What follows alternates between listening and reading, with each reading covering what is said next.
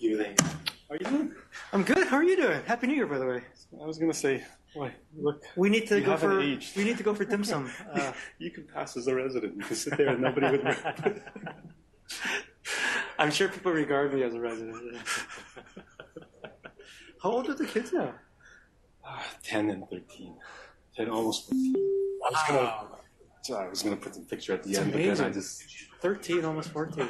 I know, grade 8, teenage, high school. She'll be driving soon. A couple more years. Another year, couple of years. Yeah.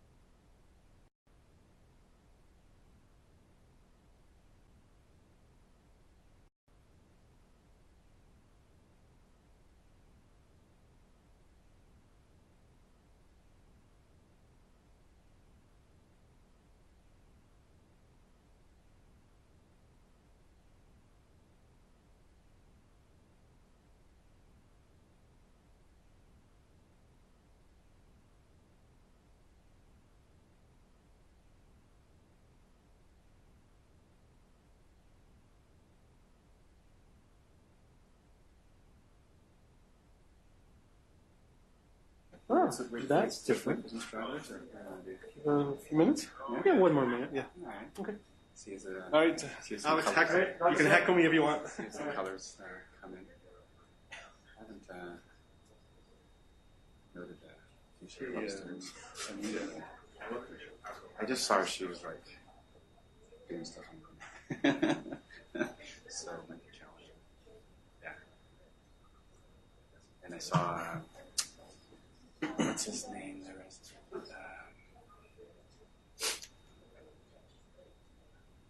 Asian, but they're all Asian.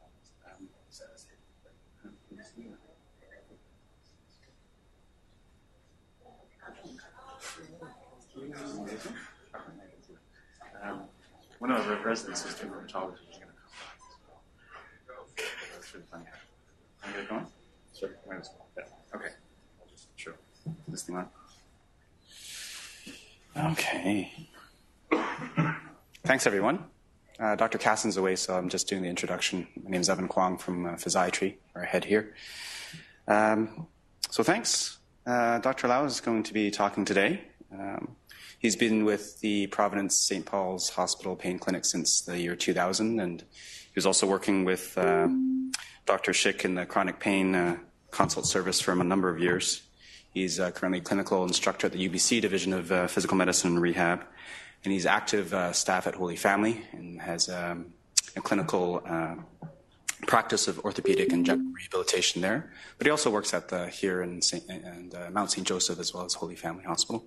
And today we're going to be learning about CRPS. So thank you. Okay, thank you very much, Evan, for the introduction, and thanks everyone for coming today, and I guess welcome to the world of physiatry, and where we delve into another one of these conditions or topics that's usually poorly understood and by default falls into the laps of physical medicine to manage. As Dr. Kwan said, that I've been with the pain clinic here for almost 18, 19 years, and through these last 18 years, 19 years, there's definitely a lot of progress made in the world of pain medicine. And obviously there's lots more awareness in the medical training in terms of pain management. And in fact, we now have fellowships in pain medicine. And there's one person that graduated a year ago, Dr. Butterfield, who's working in our pain program. And then there'll be another physiatrist graduating this year. And hopefully maybe we'll be able to recruit her to help us as well. But despite all the gain in the last 15, 20 years in pain medicine, there's still lots of unknown. And CRPS, complex regional pain syndrome, remains one of those conditions that's it's high on my list of difficulty in managing. It's right up there with fibromyalgia, central sensitization syndrome, right? And Dr. Arsenault's not here, but I'm sure he'll concur with me that those patients are the hardest of the hardest to deal with, because they're such multidimensional problems that you have to handle. So hopefully today, these are the objectives. We'll give you a little bit of understanding of what the clinical presentation of this specific condition is, and how you can make a better to improve your specificity of your diagnosis, and then go through and just briefly review some of the pathophysiology that's been laid out in the last 15 years of research. And see how they translate into evidence-based treatments and the things that we offer here at our pain center. Sorry. I have nothing to disclose, and as far as I know, I don't own any pharmaceutical stocks in my RSP, and I haven't bought any marijuana stocks either. I should have, but I guess. So I'll start off with the definition. This is the International Association for the Study of Pain. I'll give you a couple of seconds to read it. This is the definition. And as you can see, it's a very descriptive term, very convoluted.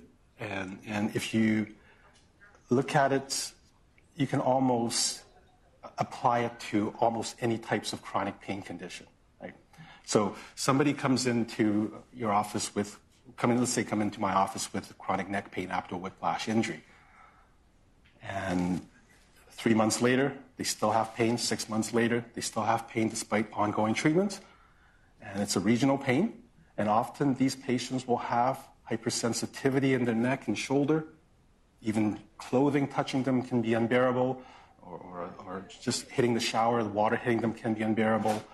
And once in a while, they have these intermittent paresthesia going on in their extremities, fingers, but not on a consistent basis. And sometimes they may even get autonomic type symptoms. So if you loosely apply this application, those patients may in fact, do they have CRPS? And once in a while at our pain clinic, we do get we maybe get deeked out a bit, because the referring letter would come in saying, please see this patient with chronic regional pain syndrome. So that just that illustrates the confusion and some of the misunderstanding that's still out in the community about this condition. So to the referring physician, particularly the primary care, they kind of know about CRPS, they've heard of it, they know about the allodynia. So with that neck pain, whiplash patient that I was describing earlier, that patient to them is that chronic regional pain syndrome, right? By literally, they do have a chronic pain. It's a regional type pain, and it's a syndrome.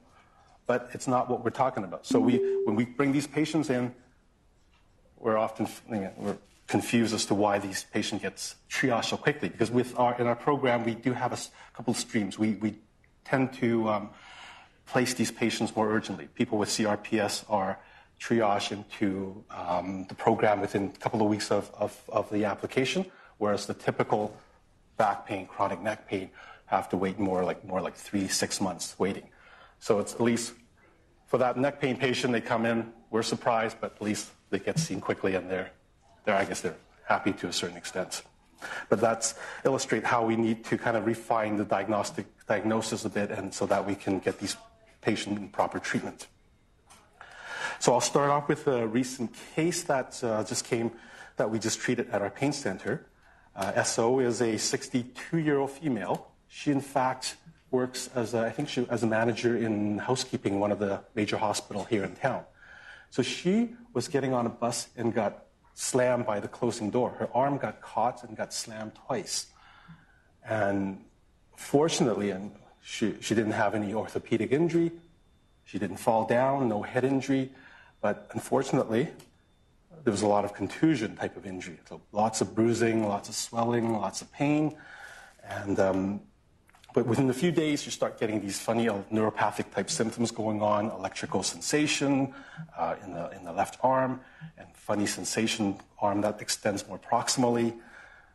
And then even more proximal to that, she has neck pain, upper back pain, shoulder pain, and even symptoms extending into her scalp with hypersensitivity, and things are also extending into her chest area. Because she didn't have any orthopedic injury, I don't think she even went to emergency for assessment. And I first, made contact with her was through her family physician, who called up the RACE hotline, the physiatry RACE hotline one day, and I just happened to be on that day.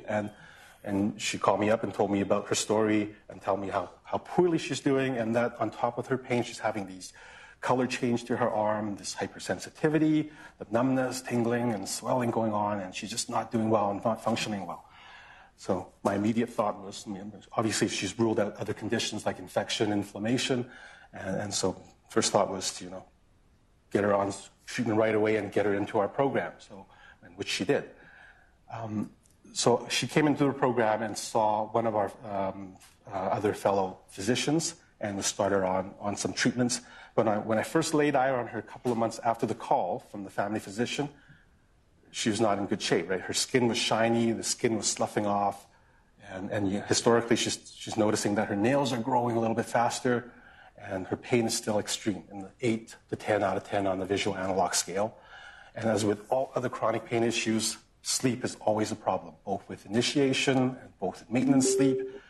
Mood is in the dumps. She's highly anxious, doesn't want to go out, and lots of nightmares and PTSD symptoms. And because of pain and just not using it, her arm is weak, and she's barely functioning at home, and she doesn't have any family here in town. All her family are in the UK.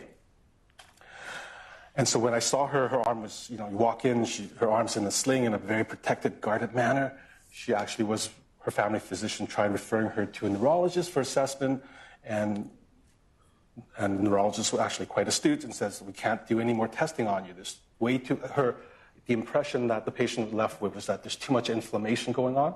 Send her back to the physician and get more treatment, maybe at a pain center. And fortunately, she didn't get the EMG, as that probably would have caused even more problems. So when I saw her, she tried these different medicines, the typical NSAIDs and the tramadol and acetaminophen, gabapentin, amitriptyline, all the typical neuropathic pain medicines. Unfortunately, none of these worked out, did much for her, and the gabapentin was causing all sorts of side effects. And with her mood, she was started on sertraline, and again, didn't seem to make much of a difference. And the prednisone that I asked her family doctor to prescribe to her, again, may have made a little bit of difference for a short duration, but didn't have any lasting effects on her.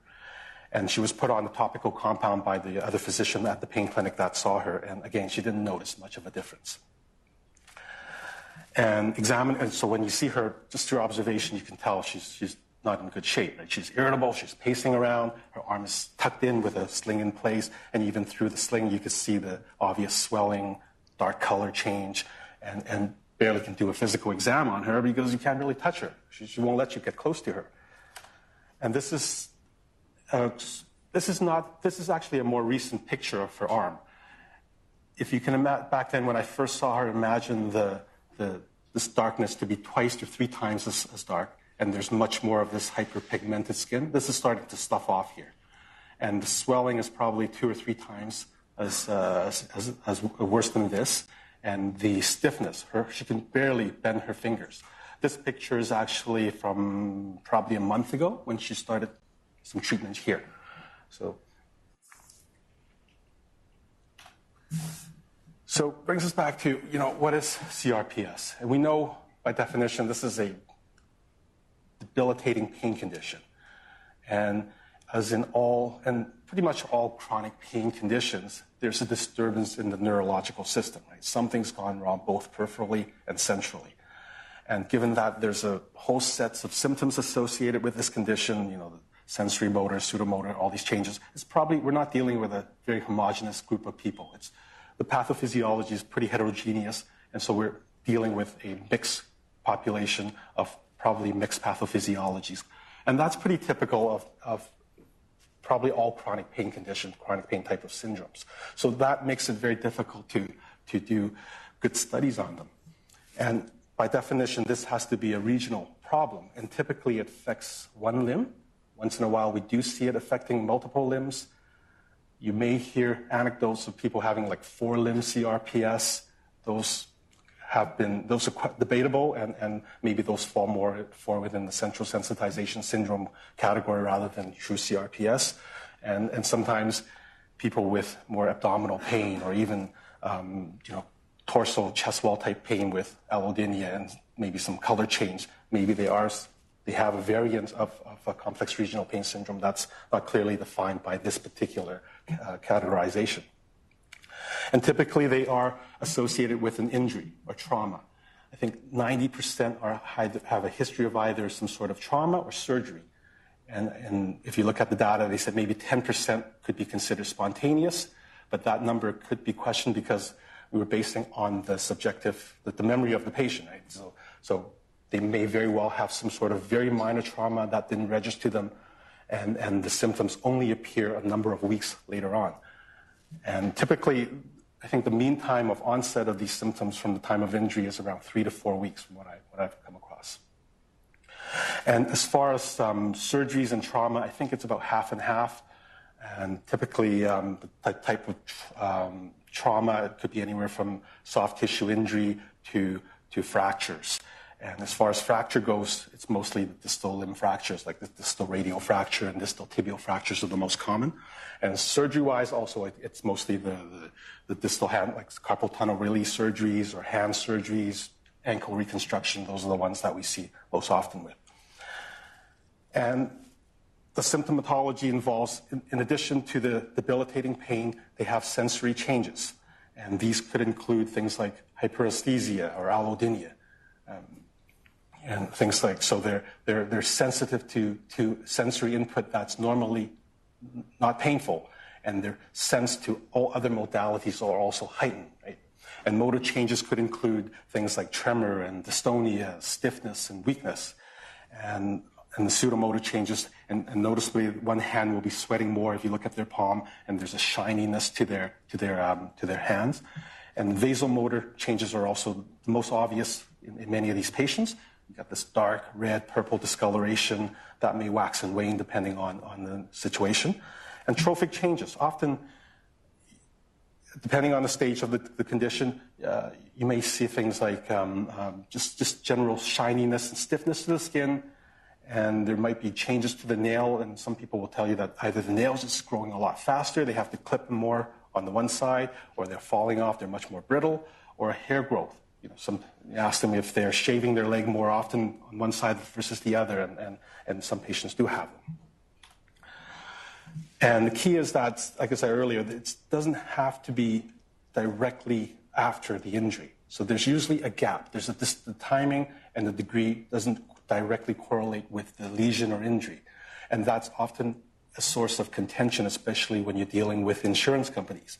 So unless there's a direct correlation, they often will try to argue that this is not related. Especially, so let's say somebody who had surgery, and they did well at the first couple of weeks post-op, but then by the third week, they start developing these CRPS symptoms. So the patient will start looking around for answers to what happened, or they start blaming the surgeon, and a whole host of other psychosocial issues will come into place. And typically with most other chronic pain conditions, it's not going to be a linear recovery. There's a lot of waxing and waning and ups and downs with the recovery, and it's a complicated course because we're dealing with a multi-dimensional problem. And the bottom line is this is still a clinical diagnosis and based on history, based on a high index of suspicion, and based on just your physical findings. Like historically, if you look at some of the literature pre-2000 or in the 90s, you've come across a lot of these synonyms like reflex sympathetic dystrophy or causalgia or Sudex dystrophy. And in the stroke population, you might shoulder-hand syndrome. They're pretty much the same thing. So I think in the 90s, that's when they started some of the experts in the area got together and tried to get a more, in hopes of getting a more precise diagnosis. They've started coming up with different diagnostic criteria. And so in 2010 is when they came up with the diagnostic criteria that we're using now, and it's used by most people in terms of making the diagnosis of CRPS. But like I said, you have to have a high index. It's still a clinical diagnosis, high index of suspicion. And the good thing is the orthopedic surgeons here and at VGH are very cognizant of this problem. So if these patients come back 2 weeks post-op and they're not doing well, they immediately get a hold of us or send the patient to us to get looked at or see if we can get, if things are really bad, to get treatment going right away rather than try to delay things and try to think it's just part of the normal recovery process. As you can see, the differential diagnosis can be long and usually encompassing a lot of different conditions that induces inflammation, affects the vascular system, and affects the neurological system. As far as epidemiology, most of the data seems to suggest that there's a 26 per 100,000 person year. So in BC, we expect to see about 500 cases a year and split between, let's say, Fraser Health and Coastal. I think at our pain center, we typically see about 50 to 60 cases a year. And these are most likely the more severe cases. There are some variants of this condition that can be quite self-limiting. They may only have the autonomic features, and they may only have some pain as a primary feature, but softer signs in the other categories, and those may be self-limiting and they don't get to us. And as far as the female to male ratio, tends to affect female more, and that seems to be the way in many chronic pain conditions. And the mean age of diagnosis typically is in the middle age, 40s to 50s, although it can happen in the pediatric population as well, but much lower incidence. And as far as upper versus lower extremity, there's slight higher in the upper limbs, particularly after radial fractures or wrist surgeries versus the leg and ankle surgeries. They found that perhaps menopause and osteoporosis are some of the risk factors, and smoking definitely, there's a poor prognosis in people who are chronic smokers. And we think it's probably related to the vascular, the vasospasm and vascular changes. And there's no, as I said, this is a clinical diagnosis. There's no gold standard for diagnosis, but some of these can be useful in terms of guiding your management strategy. So x-rays often will show a regional osteopenia in that affected limb, and bone density may show the same thing. So that might help you decide whether you want to put somebody on something to help with the demineralization. And triple phase bone scan may be most useful of all of these, but this has very low sensitivity. So if it's positive, it does confirm your diagnosis, but it's negative, it doesn't mean that they don't have the condition, right? But it also depends on when you do the bone scan. So if you when you do the bone scan when there's not a lot of blood flow to the area, so that's not going to be useful. But it can be useful when we use it sometimes. We do it in most cases because it may be helpful, especially when we're dealing with medical legal cases or dealing with insurance company when we have to kind of reinforce or at least support our diagnosis. And once in a while we do, if it's not so obvious, once in a while we may do quantitative or qualitative skin, that's strictly quantitative, skin temperature measurements using a laser thermograph, and just you need to have a 1 degree difference between the affected and the unaffected limb. Some of these more advanced, like autonomic testing, not very practical for everyday use, so we don't tend to use them. MRI, CTs are not particularly useful for the condition except to rule out other conditions. It's interesting, I come across an MRI report recently where A patient may or may not have CRPS. Clinically, they don't have a lot of features, but there's a lot of soft tissue swelling. So the report comes back saying diffuse soft tissue swelling around this joint may be compatible with CRPS. That's the first time I've come across a radiologist making a call based on just the MRI finding. But I don't know if there's significant research to support that. And EMG particularly is not useful, not just because these patients won't be able to handle the electrical stimulation or the needle, but also this condition affects primarily the small fibers. So the EMG is not going to pick up any small fiber changes. And people who do neurology will tell you that a normal EMG study is not going to tell you whether they have neuropathic pain or not. So how do you make a good diagnosis? As I said earlier, in the mid-90s, that's when they started getting together and try to come up with diagnostic criteria, and they've come up with 3 or 4 different ones before, and with varying degree of sensitivity and specificity. And by 2000, I think 2010, that's when they come up with the one that we're using these days. It's called the Budapest Criteria, and it's been adopted by the IASP, the International Association for the Study of Pain, in 2011 as their new diagnostic criteria. And so basically, I'll take you through this a little bit. So in addition to their debilitating pain, which could be, the pain is often described, as the neuropathic pain. It's the searing, burning. It's a deep pain usually, and it could be continuous, but sometimes it may be very paroxysmal as well. And on top of that, you have to have symptoms in these categories. They broke them into these 4 categories: sensory, vasomotor, pseudomotor, and edema, and motor and trophic changes.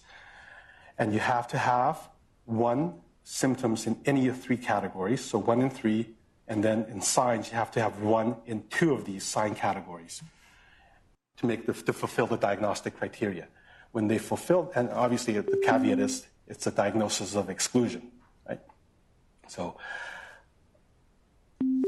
quite often I still have to go back to this to make sure that, because there's a lot of information here, and once in a while you do get mixed up. And so if you follow this criteria, that's the sensitivity and specificity that you'll get. It's reasonable sensitivity and reasonable specificity. For research purposes, they expanded the symptom. You have to have 1 in all 4 categories, and that does raise the specificity to I think 80 or 90%. But for practical purposes, going that extreme exclude a lot of people that actually could benefit from having that diagnosis and having treatment going. And you may come across these subtypes as well when you read the literature. As far as type 1, type 2, they're not very useful for practical purposes. They all have very similar external presentation, except that one is there's no identifiable lesion, whereas the type 2 has an identifiable nerve lesion. But most cases of CRPS, 90% of them are type 1s anyways. Again, like I say, these are not practical. They're more for taxonomy and classifications. And again, you might run into acute phase versus chronic phases, and that might be useful in terms of helping you determine your management strategy, right? In the acute phase, it's more of an inflammatory phase. There's a lot more of these vasomotor changes, whereas the chronic is a colder, more trophic changes happening, so that may influence your decision as to what to treat these patients with. And similarly, in the past, that people have tried to categorize it into stage 1, stage 2, and stage 3. Again, from practical purpose, it's not, we don't use it as a consistent tool. So, like I said, over the last 15 years, because of the improvement in terms of taxonomy and classification and diagnosis, there's been literature building up in terms of pathophysiology. And a lot of these pathophysiology are pretty much applicable in many chronic pain conditions. And the key point is there's neurogenic inflammation going on throughout the nervous system, both peripherally and centrally. So when you have a trauma or some sort of nociceptive or some sort of injury, this nociceptive signal, this injury induces a lot of pro-inflammatory cytokines in the area, interleukins and TNF-alphas and neuropeptides, things like substance P and bradykinins, that all sensitize the nociceptive receptors and thus sending making them much more vulnerable and sending off pain messages. And on top of that, there are changes in the periphery in terms of the cutaneous innervation. Some studies have found that there is decreased density in some of the smaller fiber receptors, like the type A delta and type C fibers, and there's an increase in some of these abnormal type of receptors, which seem to have a lower threshold of sending off nociceptive type of messages. And from this constant bombardment of aberrant or abnormal signals, it causes changes both peripherally and centrally, resulting in this, you may have heard, central and peripheral sensitization. And so this sensitization happens all along the pathway, along the peripheral nerves, along the spinal cord, especially in the dorsal horn area, and then all the way up to the brain, all in many areas of the brain, making, basically the bottom line is they're much more sensitive to most types of afferent inputs. So pain are often generated spontaneously with even minor movements or minor provocation.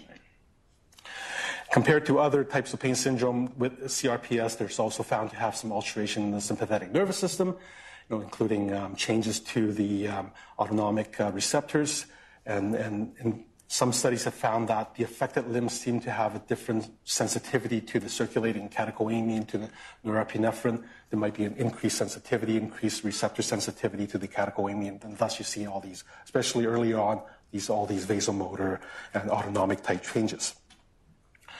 And some of these ones, some small studies have found maybe there's an antibody to the autonomic neurons, and which prompted some small studies using IVIG as treatments. Results so far have been not very, I don't think it's been very good, so I haven't heard too much more about that. And because of the sensitization, brain plasticity happens. And we know that through a lot of neural imaging studies, there are changes in the mapping within. There's reorganization happening in the brain, especially the penfield homunculus, and there's shifting of the representation. There might be typically there's shrinkage of the representation of the affected limb, and there's shifting.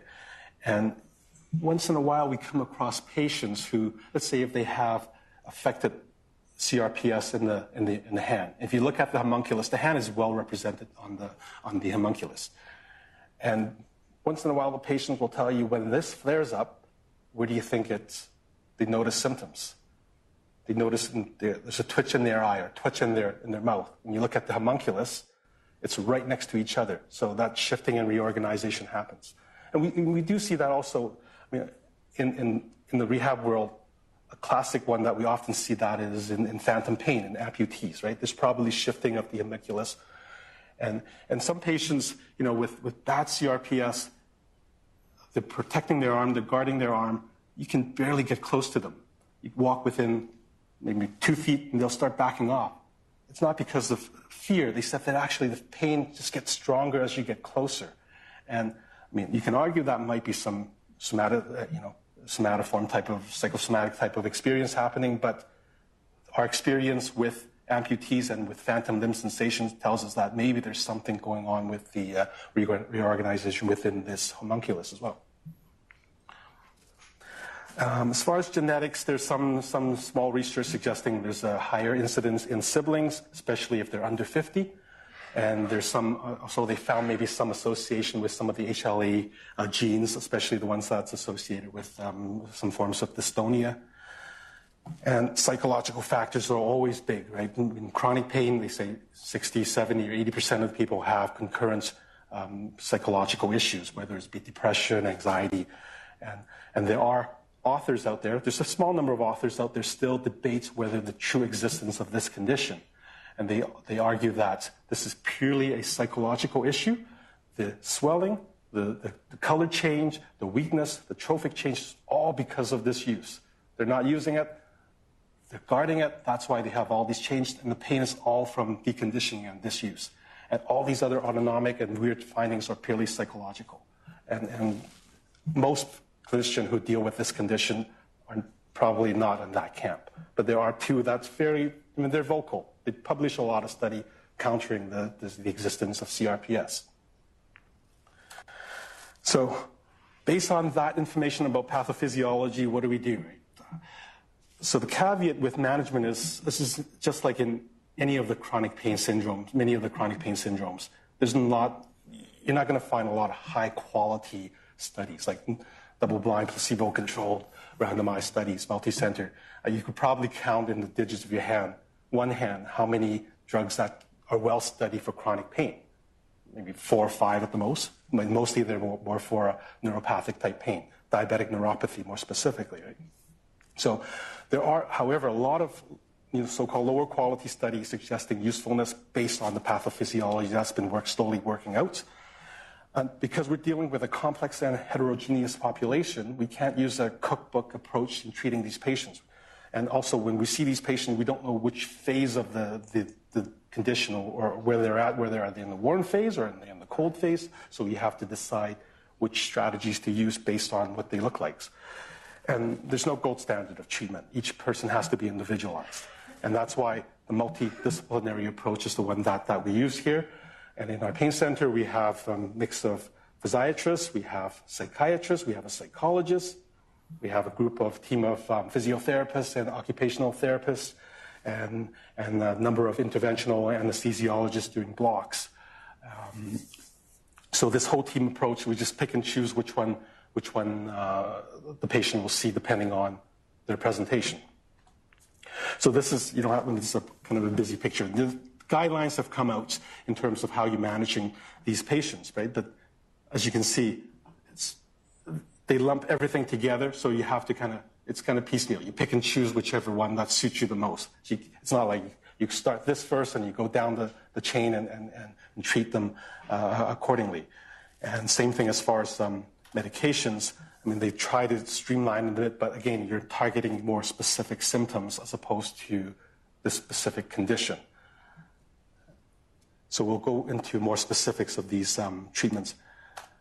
So we're in a rehab talk, so key for treatment for everybody. This should be the first line of treatment is rehabilitation. Everybody needs to see a physio and occupational therapist quickly.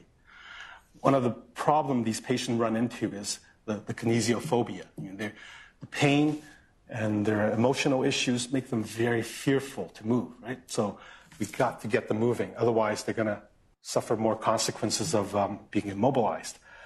And so we get them to see the therapist, do a lot of education, lots of information, and we just follow the general rehab principles of rehab and mobilization. Get them just gently move the arm, gentle strengthening, make sure doing everything within their symptom tolerance. And education include things like sleep hygiene, dietary modification, cut out caffeine and nicotine, and make sure they keep doing everything that they can do. Just don't stay in bed or not get out, and try to do as much of the ADLs as they can. But at the same time, learn to pace themselves. If you overdo it, you're going to overstimulate the nervous system, and then that can easily trigger their symptoms. And relaxation strategy is vital as well as in terms of calming the central nervous system. And more specific strategies that our therapists will employ will include things like contrast baths and different types of desensitization to just to slowly improve their tolerance to touching and different types of afferent inputs. And to control swelling, they're often given special compressive garments, wrapping if necessary, and teach them on elevating their arm or the leg if necessary to further control the edema. And more specific things like mirror box therapy. There are some studies suggesting that mirror box therapy can be useful in terms of addressing the central sensitization, but you got to be careful when you implement these. Just like anything else that you do, you can't throw them right into any of these treatments. You got to slowly introduce them. You have to slowly desensitize them, even to the mirror box, right? So in the therapy room, they have these portable, foldable mirrors that they can use here. At home, a lot of people can use their sliding closet doors without this mirror. The key is if you put them in too quickly, if you get them to do these two things too quickly, often it's too overwhelming for the brain, and they'll develop this sense of uneasiness, and they get nauseous, and it's like they're getting this discrepancy between their visual and their sensory inputs. And it's very similar to what you get, let's say, with vertigo or other types of disequilibrium. So a patient comes in saying that they've tried mirror box therapy and it didn't work, but you got to tease out how exactly were they done and how quickly were they introduced. Mirror box therapy actually is more studied more in the amputee world in terms of addressing the sensitization. Again, it's particularly useful for phantom limb pain. Right? And vocational rehab obviously is a big part of this. A lot of them aren't able to return to work. Psychology is big as well, and often these people have a lot of Axis 1 type of disorders, major mood disorders, anxiety, and PTSD. And if just the general education isn't enough, we get our psychologists and psychiatrists involved. And the key is for them to take more control of the situation and not let their maybe aberrant thoughts and abnormal thinking and behavior to escalate the symptoms. And unfortunately, in our program, we still have Dr. Schick around who still does hypnotherapy, which seems to work in some patients. Again, it's not going to fix them, but it helped produce some sort of calming in some of these patients. The whole point is you want to decrease the arousal, right? You want to decrease the stimulation into their nervous system. Okay, as far as, so the whole point is rehabilitation, manage keep them calm as much as possible. And the pharmacotherapy is meant to supplement the rehabilitation. You give them medicine to calm the pain enough so that they can rehab. And things like we mentioned already, the corticosteroid, there are studies suggesting usefulness of either oral or intramuscular steroid in the 30 to 80 milligram range, anywhere from 2 to 4 weeks, a tapering dose. Again, useful more in the acute phase when they show up with more of a red, hot type of presentation. Later on, they tend not to be particularly useful. But once in a while, let's say if they're in these chronic phases, but then they have a flare-up, we may just pulse them with a week or two of the steroid to see if we can bring their symptoms down. NSAIDs are often used, but the study doesn't really support it. But rather than corticosteroid, most patients are thrown some ibuprofen, just relatively low dose to see if that controls some of the inflammatory changes. Anticonvulsants, again, it's not well studied, particularly for CRPS. There may be, I think, 1 or 2 small studies with gabapentin, but mostly it's translational studies from basically from the diabetic neuropathic type pain. So gabapentin, pregabalin are used quite often to see if we can address the neuronal type of, calm some of the neuronal signals. And the same dose as you would use for other types of neuropathic pain conditions. And TCAs are used often as well, similarly as with the anticonvulsants. It's well studied for other conditions like diabetic peripheral neuropathy. So we do use amitriptyline and nortriptyline once in a while, particularly for sleep issues. But these are not generally well tolerated because of the anticholinergic side effects. And antidepressants, the ones that are useful for pain itself are the venlafaxine and duloxetine because of the norepinephrine effects. The traditional SSRI don't tend to have a lot of effects on neuropathic pain, so we don't use them that much unless they're used together to deal with more of a mood issue. And topical lidocaine and capsaicin, again, these are translated from the diabetic peripheral neuropathy, neuropathic pain type of. Some people will tolerate the lidocaine. Capsaicin is variable tolerance. If they put too much on, it can produce a lot of burning sensation, and most people don't like, especially the strong versions of the capsaicin. And some other things that we often throw in the second or third line things are the alpha agonists. Clonidine, tizanidine often are used to, not only these are useful and study more in terms of controlling spasticity, dystonia, stiffness with neurological conditions, but we do use clonidine sometimes to dampen the sympathetic tone in these patients. Baclofen, which is the one true GABA agonist, we use it a lot as well, and especially if people with lots of dystonia or stiffness. Calcium channel blocker, if there's a lot of, if you feel that there's a lot of vasospasm, maybe these are useful, and similar to what I guess rheumatologists would use for the Raynaud's. And opiates, it's just like any other chronic pain condition. Opiates nowadays are way down in the treatment options, right? And it's not well studied for for most. There are some small studies suggesting usefulness of oxycodone for different types of neuropathic pain, but because we know what the opiate does and some of the long-term consequences in chronic pain, we tend not to use them on a long-term basis. And if we do use them, it's more on a short term to see if we can get people moving better in terms of aiding the rehabilitation.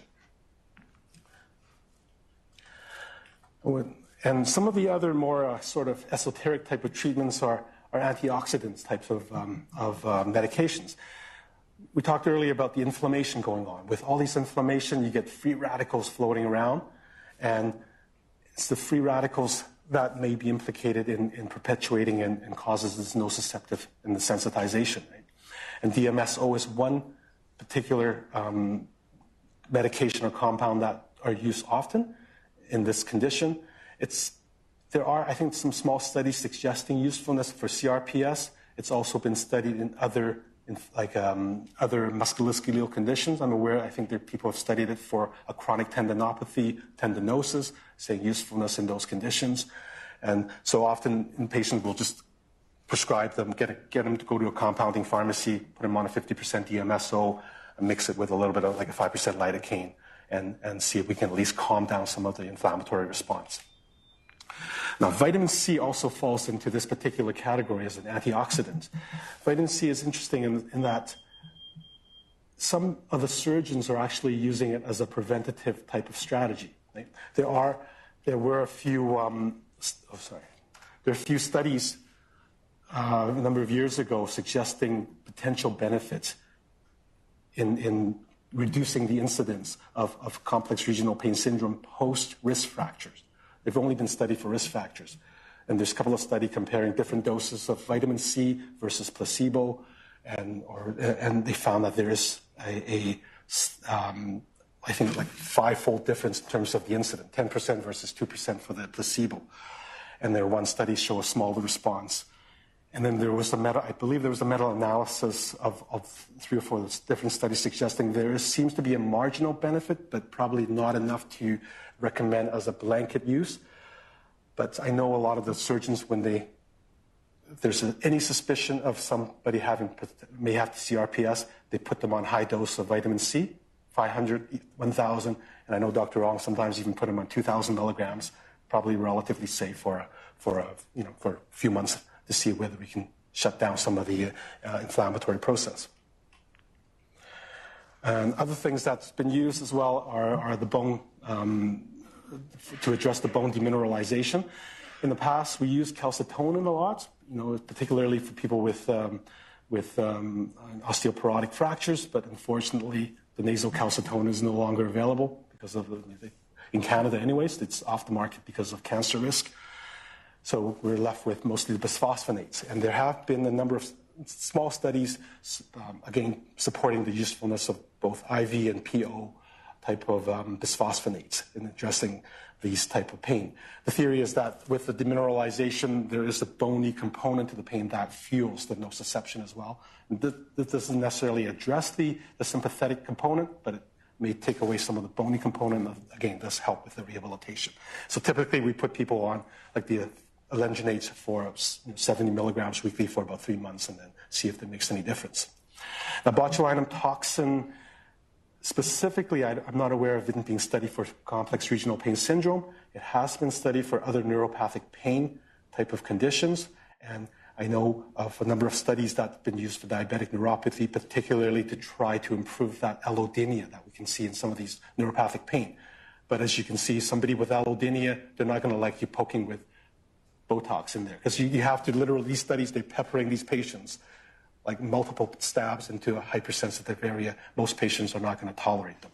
So what we can often use for is to address the dystonia, to see if we can improve function in people who have really stiff limbs and fingers, and and that's where the Botox comes into usefulness. And some of the other more other things that are the NMDA antagonists. And the whole point of these, it kind of interrupts the whole sensitization, the excitatory nociceptive pathway, and it both address the sensitization at the spinal level, peripheral level, as well as the central level, right? Methadone is one medication that will do this, but most patients, because of the opiate issues, and most patients don't want to go on methadone, it's not something that we put them on first line anyways. Ketamine is the one that seems to be gaining in acceptance. There are some small studies, I believe, using IV ketamine.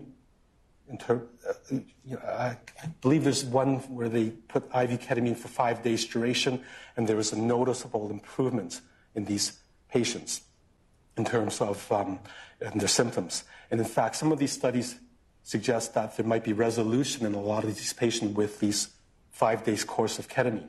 But unfortunately, ketamine is well, Dr. Chan of addiction will tell you it's not a good drug to use. It's highly vulnerable for abuse, right? And at low doses, you can get inebriation and nausea. Higher doses, you're going to get people having psychosis and running in front of buses and stuff like that. So, but once in a while, in extreme cases, we do put them on like oral ketamine. We get a compounding pharmacy. They put them into lozenges that patients can use as a PRN, like a rescue medication. We often would go to that rather than opiates in a lot of these patients. And so hopefully there'll be more, I think there's more focus is going to be on the NMDA and whether there are other alternatives to ketamine that we can address this NMDA central sensitization. But right now, ketamine, if we have to in the community, we'll use the oral form. But in hospital, our interventional anesthesiologist will do serial ketamine infusions, and Dr. Ong has a program where she admits patient in for 2-week ketamine infusions. I know she doesn't want me to advertise that, but that's yeah. And as far as the interventions, again, the literature would suggest that their usefulness in the long term is questionable. They're not curative. We have to explain to patients that by doing sympathetic blocks, stellate ganglion blocks, they're not meant to fix your condition. They're meant to kind of facilitate the rehab process. It's to make sure they can do the therapy, go do the exercise, do their functions at home. And once in a while, I know the literature suggests that they're not particularly useful, but anecdotally, when patients respond, they respond really well. And it's like a night and day when they do respond, and it changes their whole emotional outlook. They're much more motivated and moving. And so that's why we generally still give most people a chance, especially when we see that there's a lot of autonomic dysfunction going on in the limb, and there might be a high sense of sympathetic mediated type pain. And more advanced stuff like spinal cord stimulator. We do have a small number of spinal cord stimulator and that we put in patients with CRPS.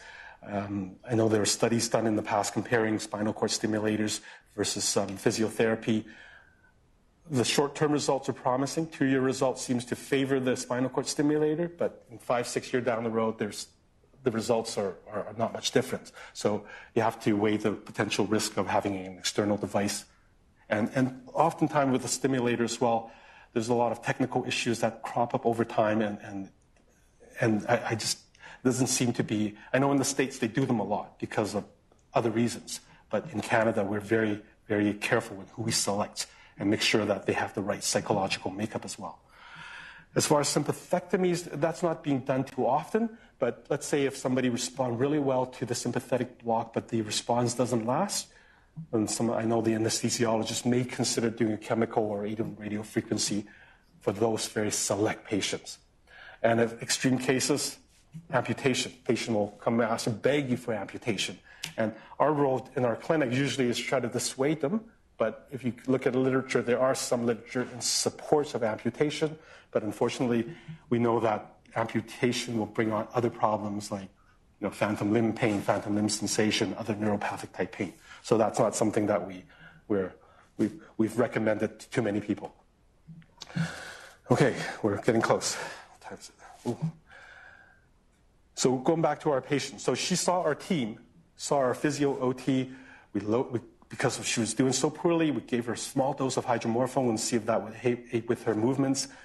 Loaded her up with vitamin C, vitamin D, magnesium to help with muscle spasm, atigenate, Topamax, Nabalone, DMSO. Nothing seems to be working.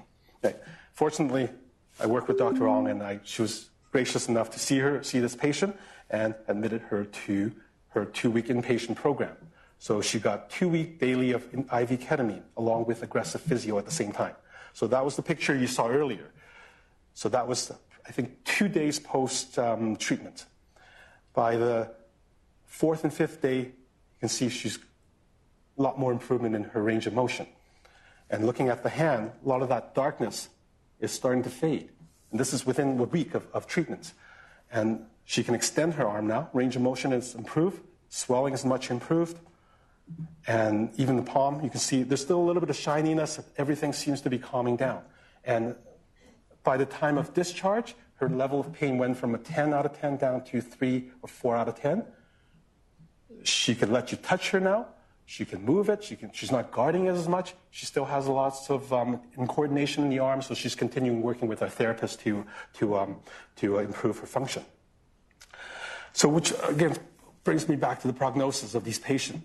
There's not a lot of data out there, but one Dutch study, population study, suggests that in 6 years after the diagnosis, about half of them still have symptoms, but they're stable.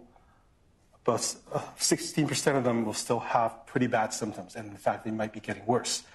And 30% will classify themselves as recovered, although some of them still may qualify having a diagnosis based on that Budapest criteria. And what about return to work, right? Probably a third of them will return to full-time work, a third of them will return to part-time or accommodated type work, and about a third of them won't be able to work, and they're on disability long-term. So prognosis is very variable. It's very unpredictable. And what we do know is they are highly vulnerable to stressors, emotional, psychological stressors. And that's why the educational part, the psychological part is very important to help them manage them on their own. Make sure they don't overstimulate the nervous system. And the recurrence rate, some of the data suggests maybe 10 to 30%. I've come across different numbers suggesting that maybe mostly it'll affect the affected limb, but some data suggests that the unaffected limb may be more vulnerable to getting it down the road. And one question that we often get asked by patients is, I need elective surgery in another part of my body. When should I do it? There's no set guideline, but the general principle is wait till your CRPS is stable. Make sure that the anesthesiologist know the pre-op anesthesia assessment is aware of your condition. Make sure that you get proper perfusion, avoid anything that might cut off circulation. Use a lot of regional anesthesia to control pain afterwards, and vitamin C if you're doing upper limb surgeries, and make sure the patient has a plan to do intensive rehab afterwards. Don't just send them home after surgery 2 days and hope that they get better. And here's just some of the references. I'll provide them if somebody wants them. And that concludes my presentation.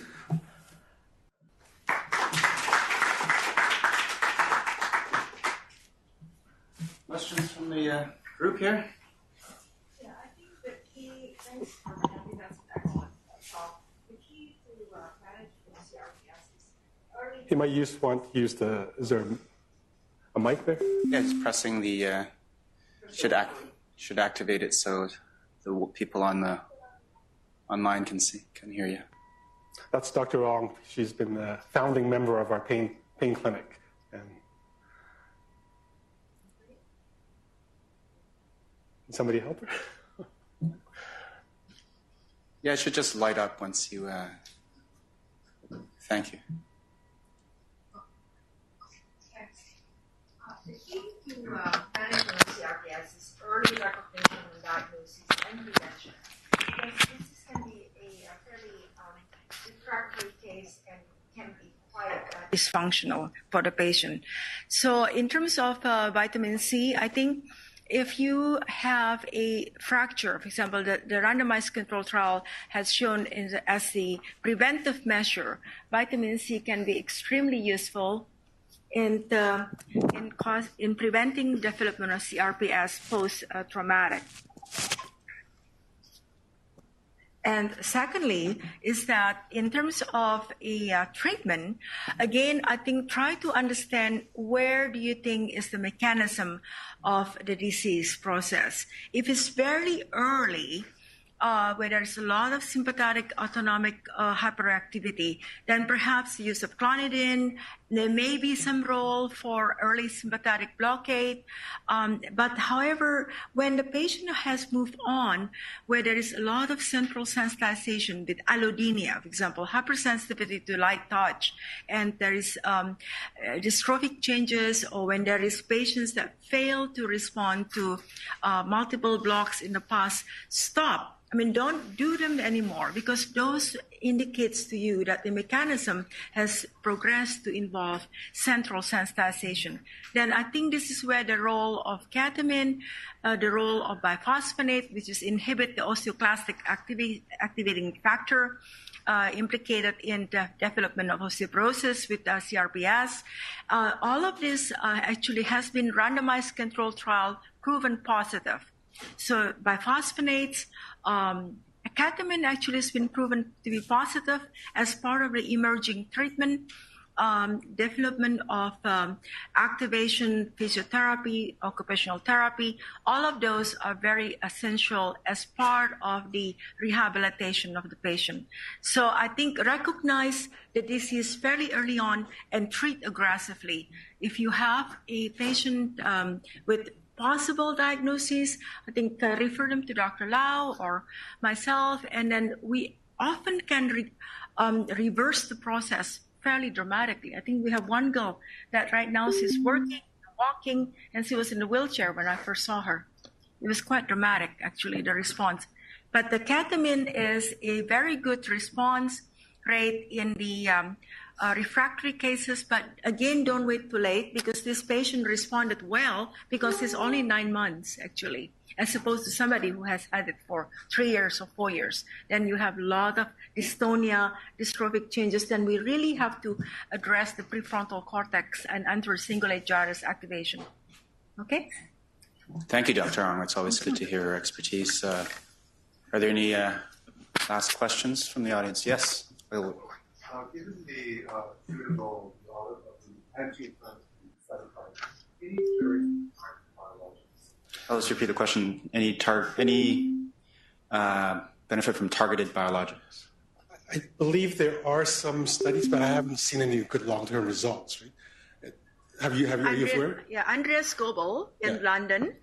He did a clinical trial with IVIG, as you know, because there is that interleukin activation and so on, IL-1, IL-6. Initially, there seems to be promising result, especially in patient that has the swelling and hyperemia and red hot CRPS. But the randomized controlled trial turned out to be negative, so very disappointing. What about TNF inhibitor? Yeah, TNF inhibitor, that's another thing that's been looked at, like etanercept and infliximab and all those biologic. There's maybe a role, again, in the earlier phase. The problem is that when you come up, by the time we see them, they already enter into what I call the late stage, where there is a great deal amount of central sensitization, right? So all those early phases kind of like already pass. So the question is that I'm sure that's the reason why, Andrea's study turned out to be negative. That's actually a very interesting question, because I remember for chronic back pain and radiculopathy, when the first whole inflammatory neurogenic inflammation came, especially in Europe, there was a lot of excitement about using these type of biologics, but nothing has come across, right? Because of the sensitization process happening. Yeah. See, the difficult phase also dystonia, right? Yeah. When you enter that dystonia phase, then really you have that prefrontal cortex, motor cortex activation. And, nothing really touches that other than the ketamine. I mean, this is the amazing part, is that within 1 week, you actually saw resolution of dystonia. I mean, I was amazed myself because, I didn't expect her to respond so dramatically, but obviously she did. Can I ask one last question then, if you don't mind? People with this condition have to live for 30, 40 plus years. Mm-hmm. I mean, this is like part of the chronic pain population, up to a quarter plus. How do you think we can support them in terms of management, community integration, resource? Because it's going to be ongoing for decades in their life. Well, that's where the occupational therapy and the whole rehab component, the education comes into play, and then we get them into the proper support groups, and just reinforce the idea of keep moving. I mean, the symptoms may or may not go away. Ultimately, we hope that in time the pain level may be the same and your pain perception may be the same, but maybe you can function, you can cope with it better. Once we can stabilize your symptoms, it won't fluctuate up and down so much. A lot of people might be able to tolerate them a lot more and function better. It's like, imagine having, I often explain to patients is, imagine having a background noise. Like if a baby's crying, it's tough to cope with because it's high pitch, low pitch, constant altering. But if it's a background white noise, you can get used to them. So often patients that don't respond well in terms of pain treatment, my goal to them is usually just to see if we can at least calm it down, stabilize things, and then maybe get the central nervous system to deal with it, to cope with it better. At least maybe get the emotional centers to deal with it better. And that's where potentially marijuana might have a usefulness in that purpose, I think. All right, thank you, Dr. Lau. Thank you to everyone. Next week is gastroenterology, so we'll see you then.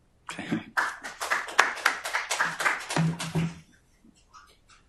Stay away from marijuana. Is your brother still?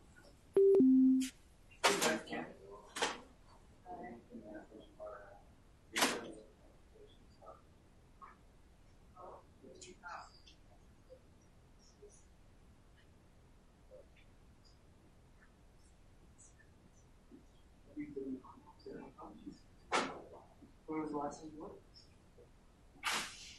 Oh, quite a while ago.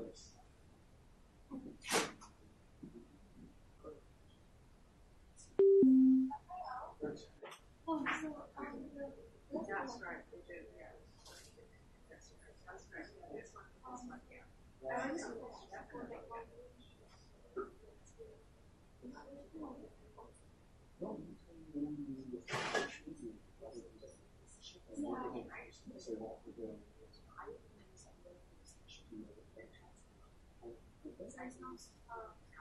Not just with him. You will spend a lot of time with him. All of us will spend time with him.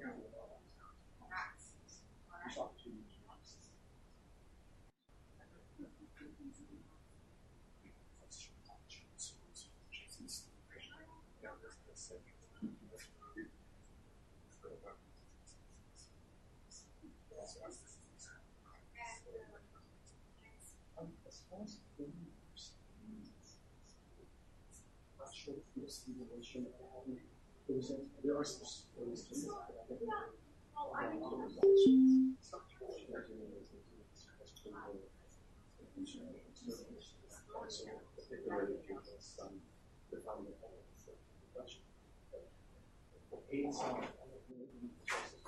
because we're dealing, when you look at that, we're dealing with so many different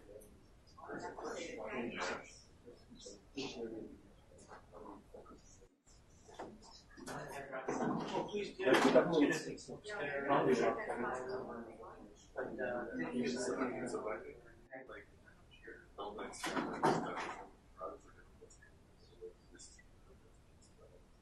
Yeah. Something I think the problem is. Yeah, I'll be over there. Okay. Maybe not. This is why I'm. I know. No, I saw your name, so I know you were busy. So what's else?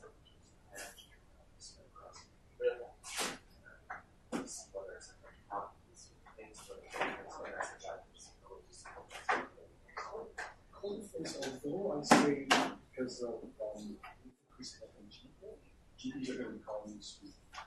And they know that, and not just GP, the physio, which is the level of the physio. So they are going to call physio patient that the GP get somebody to see them. So they might actually see soon before. But before, they're still. They might be for a year and a half, maybe 2 years in, and then it's truly, those are the most treated. But this one, I got them early, and then threw the kitchen sink at it, found something that worked there, so these are the cases of Treatment for hot because or complicated disease.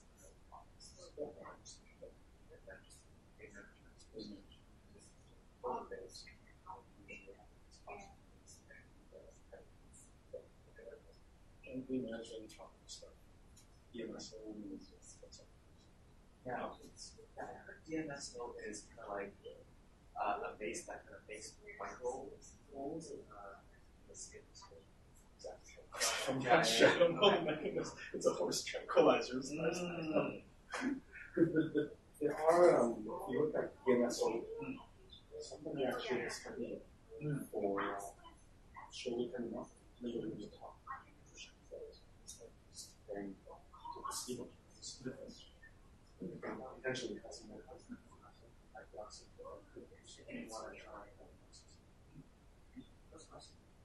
Yeah, I didn't know if you worked with that. How long have you been working with that? 19 years. Really? You just don't tell me. I don't advertise it. Yeah, exactly. Nice. I think I'll be on with you, or I'm not sure where you are, but I'm on at Holy Family next month. Perfect. So I'll do the Yes. how's everything coming? Things are going good with the talk. I decided to just focus it on 3 things because we only have an hour. So I can cover like 3 things that should be good. And then I'll do the more common conditions like hip away. I said Herman, nice guy. You should have it. FAI. And label. If you think there's another condition that's more common than those 3, let me know and I can. Those are good ones. Yeah. What are you So doing? anyway, I'm gonna medicine? Rheumatology. Oh, we're done. Thank you for support. Okay, that's good. Another one done. See you in 5 years. Yeah, take care. Nice to meet you.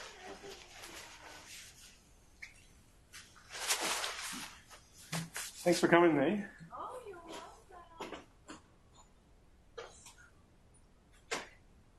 Very helpful. Yeah, excellent. Difficult problem. Difficult problem. I didn't have to go. But yeah, I'm on.